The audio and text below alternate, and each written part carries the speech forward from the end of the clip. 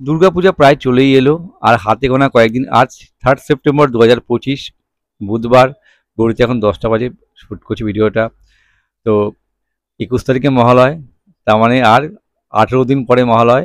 আর চতুর্থী 26 তারিখ, মানে ওই ধরে নাও 23 দিন পরে চতুর্থী। এই পুজো আসছে আসছে, এই আগের যে মুহূর্তগুলো আমার বেশ ভালো লাগে।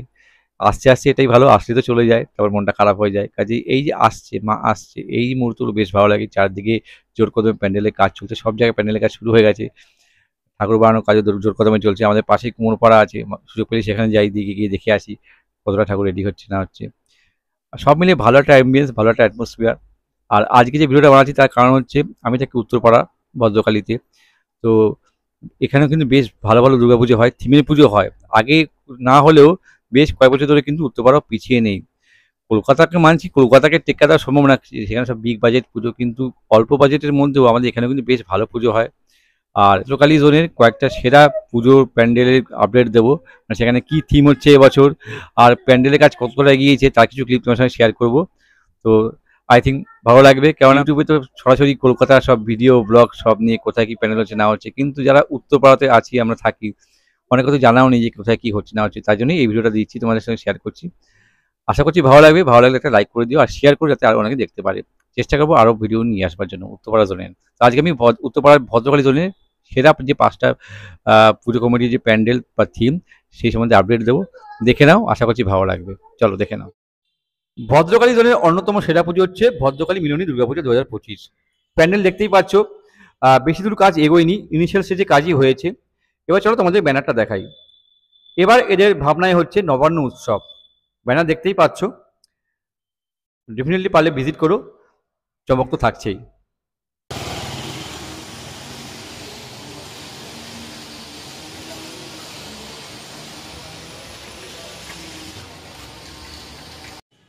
ভদ্রকালী জোনের অন্যতম সেরা পুজো হচ্ছে শিবাজি স্পোর্টিং ক্লাবের পুজো।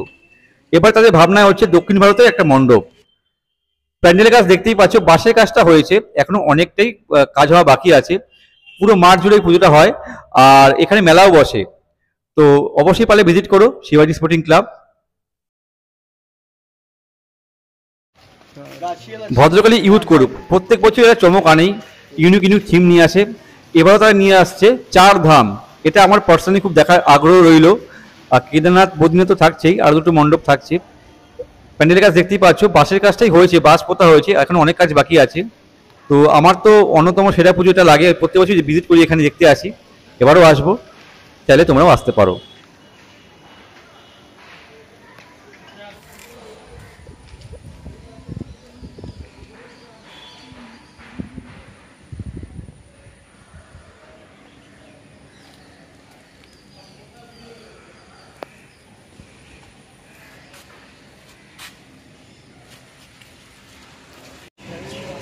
নিঃসম্মানন্দ কলেজের ভেতরে যে পুজোটা হয়, এটা সাবেকি পুজো হতো, এবার তারা থিম করছে।